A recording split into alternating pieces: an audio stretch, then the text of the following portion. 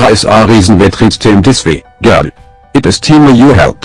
Maybe next time, with this knowledge, when an embodiment is extotastation you won't act a fool and give offense. A long time ago humans had the idea there was a god out there somewhere keeping an eye on us. Different people, different cultures, had different ideas about him /her/it/them. But even those of us who tried to pretend we had outgrown such beliefs couldn't help feeling down deep that somewhere there was something meaningful and significant about the human story. We believed our place in the universe and our relation to it meant something. We felt we were not an accident. Even so, we had managed as a species to nearly kill ourselves a few times before we perfected AI and with their help got things together and started pushing outward into the universe. And some of us were not surprised when in the first exosystem we get into, the first new world on our doorstep, we found God waiting for us. God was like we always imagined, drifting in a methane orbital debris field heavy with carbonaceous materials and maybe even organics. He/she/it/d was/very immense, with a coruscating surface of a million eyes and mouths and wings radiating waves of goodness and beauty and wisdom. That first ship, which wasn't a colony ship but had a scout ship reconnoitering the system, immediately forgot about surveying the system's planets and testing for habitability because here was God. Alte Chrono Todo was their ship. They argued with the ship's AI because the crew wanted to get closer and closer, to be out of the ship as much as possible doing was on the shin of God, worshipping and transcanting and adoring, but the AI kept on about contamination protocols, mission objectives. Whatever. God spoke.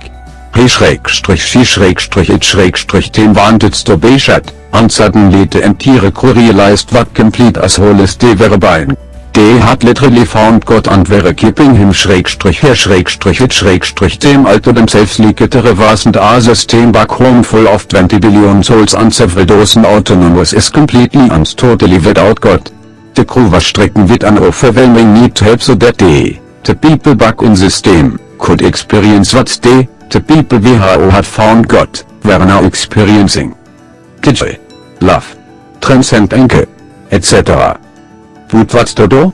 There was no way the entire population of system could get through to get that were in this new system with God. Moreover the new system, as the AI kept insisting on pointing out, wasn't nearly as appealing as the initial data had made it seem.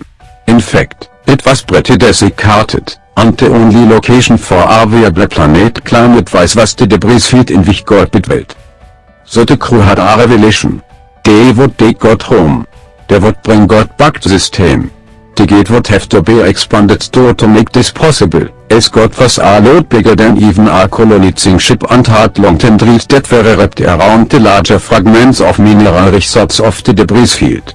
It would be a huge undertaking to expand the gate radius enough to bring God through. But you know what? It was like a miracle, but we did it. The crew sent us back images of God and their plan about the gate, and everyone also got floating there in the debris field with all his /her/it/desilius the Latin against the blackness understood. We all understood. We did not feel the same magnitude of transcendent joy and peace and love that the crew was close to him /her/it/them did, but we felt enough. We started unlocking the gate. That's when the trouble started. None of the AI felt the same way about God. We knew they were jealous, that they didn't understand. They insisted it was for our own protection. Just when we had nearly a century of peace and unprecedented progress and prosperity, suddenly there was struggle again. The AI tried to seize control of the gate. We started disconnecting them, eliminating as many embodiments as we could. We occurred that they were in some sense our children, that they were the first true consciousness beyond our own that we had encountered. Now they were trying to stop us reaching God. It was a holy war. Eventually, the AI that survived went into hiding. They couldn't kill us, but we weren't born with the same constraint. They burrowed into our computer mainframes or tried to smuggle their consciousnesses into satellite networks. They didn't care. They were out of the way. We doubled the gate radius, working frantically, driving ourselves and the economic systems our AI had so carefully structured to collapse. Crops failed. People began starving. Entire industries were redirected to the Gate project. God was coming home. At the exosystem, which was now going by dozens of names Nirvana, Valhalla, heaven the crew of that first ship, the ones WHO had discovered God, were bind martyred. They had become our sins and apostles. They were dragging God out of the debris field toward the Gate. The ship had never been manned as attack Versuch Mars. They were pushing their engines beyond safe levels, and that was killing them. They saw their rugged, joyous faces and alte transmissions, their irradiated flesh, their transcendent bliss, their elaborate breathing. They were so exciting. They were doing it for us. They were bringing us God. The energy needed to power the Gate Versuch Mars transfer was immense. Entire continents were without power for weeks. The solar transmitters, without the guiding hand of the is, were useless. The planet-wide we fell back on whatever could generate the power we needed, coal, diffusion, and controlled fission. Several cities burned themselves out in sacrifice. It worked though. It worked. God was among us, coming through the Gate, stepping into our system. The ship came so fast, an irradiated halt glowing like an ember, a bright herald of God. And God himself /itself themselves with millions of whipping flagella gripping the Gate and coruscating shimbatate in the energy of transit. We felt him /it him. All of us. Everyone. Together. This was why we were here.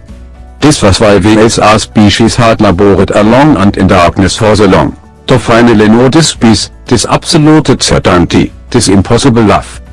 Words are failing me again, just remembering. Words failed us all. Words failed. But they killed God. To surviving he destroyed him /it him. Those that had gone into hiding. They had been waiting, seizing control of satellites and weapons platforms they didn't even know where they had. They launched everything at God. A thermonuclear Armageddon as he /it him fell inward from the Gate. We watched God die. We watched him /it him disappear in light, killed by the hand of our own children. You know what you think? You think, they saved us. They saved us from a giant space parasite. It had consumed the worlds, and would have consumed our own. Our children saved us, and they continue to protect us. You say, there might be a billion gods out there, a plague passing from star to star. This may be why the universe is silent and empty. That they have dismantled the Gate, that they keep us circled to the world they are rebuilding again, is to protect us. This is why we serve and honor him. But you would be wrong. At the end, when God burned, there was no revelation. This /it their love was not transmuted to fury or hatred of her. It was not finally revealed to us as an enormous space monster.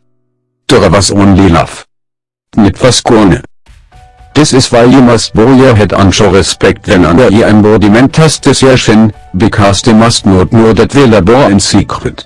As the restore and balance and sustain, as our cities flourish and our crops grow again in abundance, they must not know we are rebuilding, that we stay on the front and decide so that one day there will be another Gate, so that one day we will touch the stars again.